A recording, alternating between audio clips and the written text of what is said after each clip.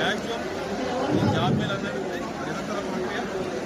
ప్రతి ఒక్కరికి ఉద్యోగం వచ్చే వరకు మనము గౌరవ ముఖ్యమంత్రి గారు కూడా వచ్చిన 100 ఇయర్లలో ఇప్పటికే 56,000 ఉద్యోగాలు ఇప్పటికే ఇవ్వడం జరుగుతుంది.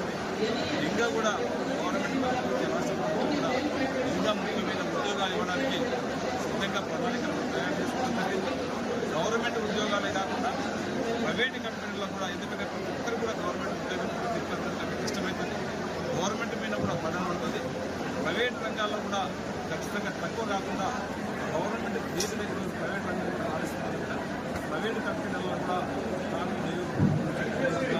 నిరుద్యోగులకు అవకాశం కల్పించడం చెప్పి ఈరోజు జాబ్ ఇది నిరంతర ప్రక్రియ. అందరికీ అవకాశం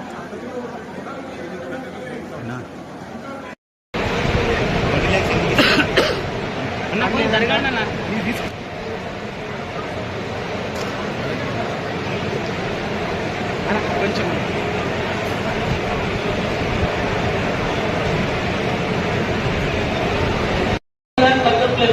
ఇప్పుడు ఒక ఆమె వస్తుంది, దయచేసి అందరూ వినండి.